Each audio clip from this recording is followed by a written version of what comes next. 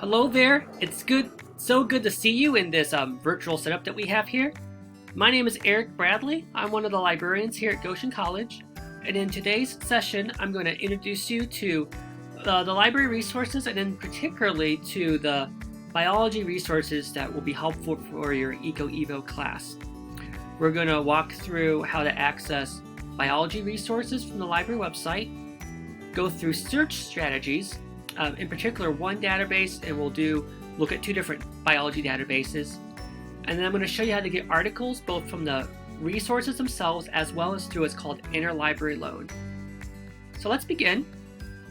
To access the library website where you can get these resources, simply go to library.goshen.edu, or you can search for the Goshen College Library in a Google search, and it's going to be your top results.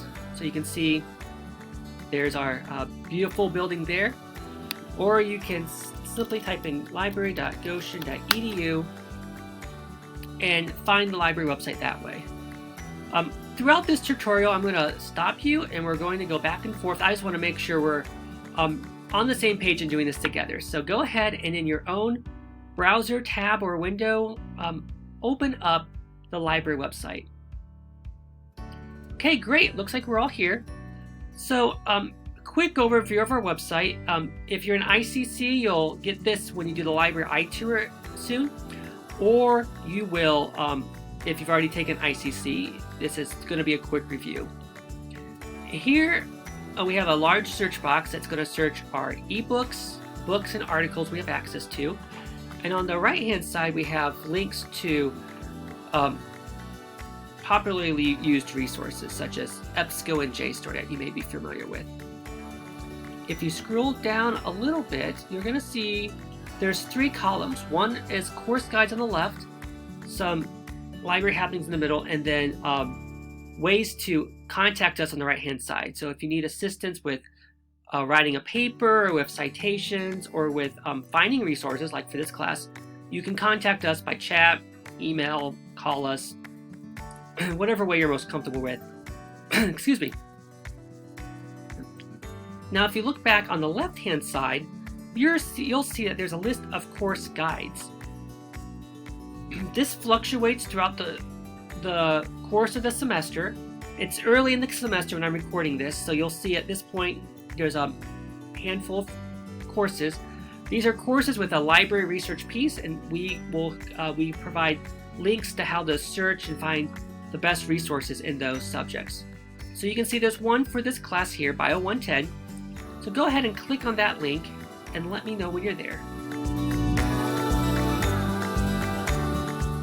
Okay, once you're there at this site, you'll see there's a few links on the left-hand side about various aspects of searching in this course, as well as contact information for the liaison librarian for this course, which in this case is me, Eric.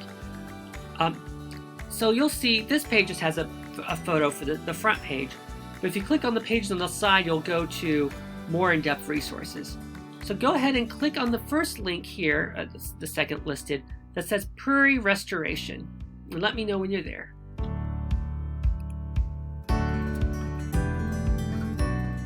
Okay, great. Once you're here, you'll see that there's a list for 3 article databases, subscription resources, as well as some other sources as you scroll down.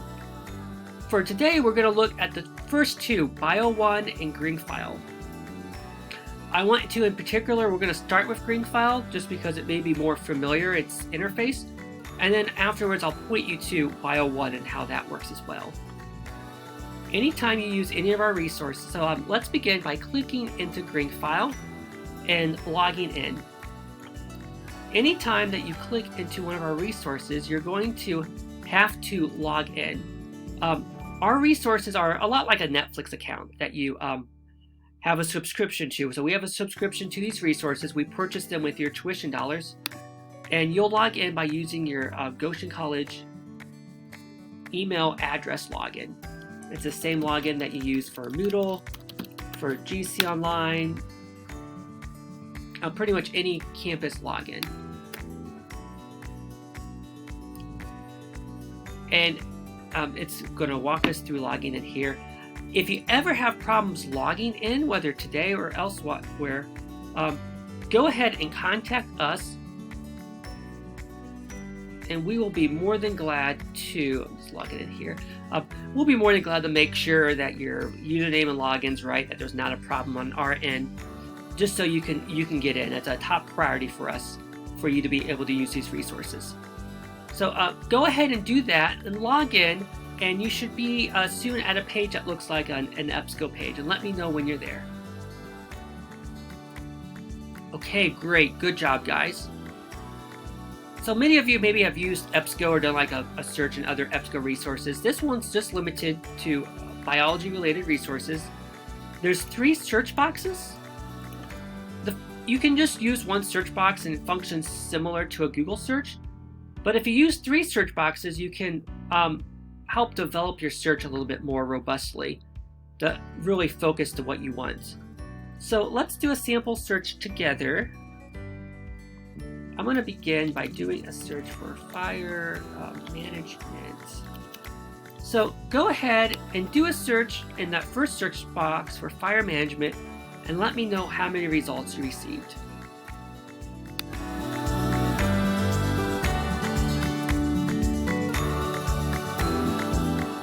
Okay, great. You should have received around 1,700. It may vary depending on when you did that, when resources come and go from this. You can see now, let's look into these 3 search boxes. If you look here, beside each search box on the left-hand side, there's a drop down and it will give you options and or not. If you click on the word and, that's going to be kind of the equivalent of adding extra words into the top search box. It's going to narrow your result based off of the additional terms that you're putting in there. So for this example, we'll do a search for fire management and invasive species. That's going to search for anything with the terms fire management as well as the terms invasive species. So this is going to, of course, narrow your results. Instead of us just looking at 2 terms, we're going to be looking at 4 terms together. So go ahead and do this search and let me know how many results you received.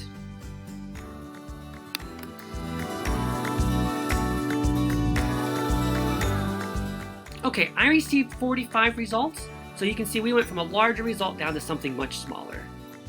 The second term you can use to focus a result is or. Or is a little different, where it's going to search anything with the terms fire management, as well as any articles with the second term. So it would give you anything with fire management, as well as any article of invasive species. So it's going to broaden your search. That might not make a lot of sense for this particular search. However, it would make a lot of sense if you, for example, type in invasive species or, and you can see it gives you similar terms to that first term. So what the or does is it searches any articles with fire management and invasive species, these 45 articles. It also will search for any article with fire management and introduced species. It will also search for any article with fire management and non-invasive species. So it's going to broaden your search. And what's great with EBSCO is you can simply type in the word or, and it will usually give you a set of options that somebody else has already searched. So go ahead and do that and let me know how many results you got.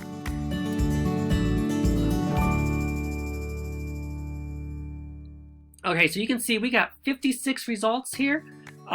A little bit more, not a lot more, but it was still more than we started with. These searches are a lot like an accordion. When you think through, you start large. If you know what an accordion, it's a musical instrument. It goes back in and out. You can start large and you narrow in, and then you want to broaden out, and then you might want to narrow back in again. So let's look at this third search box. We have the option for the word not. This one's pretty straightforward. It's going to exclude any terms that you don't want to search. So let's use the search not herbicide. So when we do this, we're going to be doing a search excluding any articles that have the word herbicide in it. So go ahead and do this search and let me know how many results you received.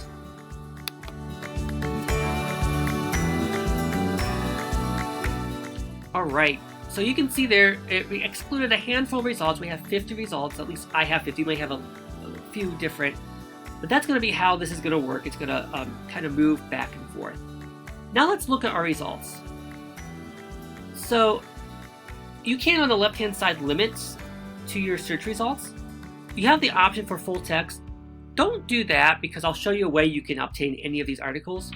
But if you did want to limit to newer articles, you could simply limit to, say, the past 5 years, the past 2 years, by using this publication date limiter. If you scroll down here in our search results, if you ever see to open up an article itself, you'll see a link that says PDF full text. When you click on that, and you can do that on your own, I'm doing that here, it's going to pull up the article and you can see that from here, and you can see the information, and you could download it, you could email it to yourself. There's different options here on the left hand side. You can see the actual article. But if you go back, you'll see most of these articles don't give you a link for PDF full text. For example, this first one, Management Slows Down Invasion by Non-Native Plants article, it just gives you 2 links here. It says Search Catalog and Other Full Text Locations, as well as a link that says Request through Interlibrary Loan. So these are going to, the first one is going to search our other 100 or so subscription resources to see if that article is someplace else. So go ahead and click on that and let me know if we have it in another resource.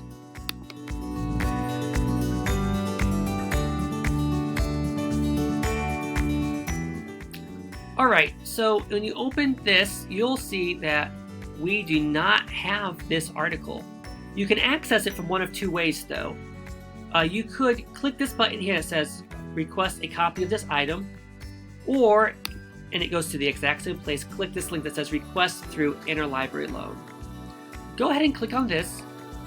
This takes you to a request form to request this article from another library. It's called what we call Interlibrary Loan. So we might not have the article, but Notre Dame or IUSB or IU Bloomington, there may be another school that has this. So you'll see your information, you're logged in, you'll say you're a student, you list what type of student you are, and then the information for that article is listed here, and you click this I understand, I'll obey the copyright laws, and you click submit. And the article, will email the article to you in about 2 or 3 days. If you happen to request a book this way, we'll get the book delivered to us in the library in about a week. And then you can come to the library and pick it up. So don't click on the submit button, just so our staff isn't overwhelmed by this article. But let me know which one of these checkboxes that you selected. Okay, great. Let's go ahead and close these 2 tabs. And I want us to look at the next resource, Bio 1. So click on the link Prairie Restoration Project and go ahead and open that. Then click on Prairie Restoration. And at this page, click on the link Bio 1. And go ahead and click into this. When you do this, you won't have to log in this time since you're already logged in, but it's going to log into a different resource. This looks different from EBSCO.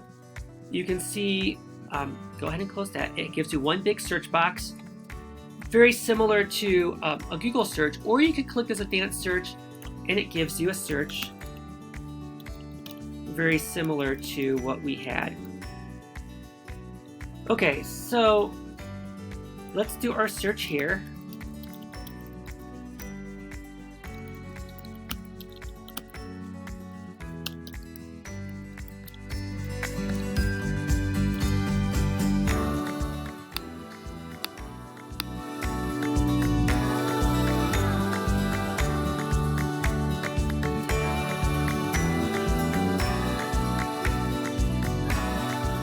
And with these search results, just for sake of time, I'm not going to go through anything else, but you can limit the same on the left-hand side.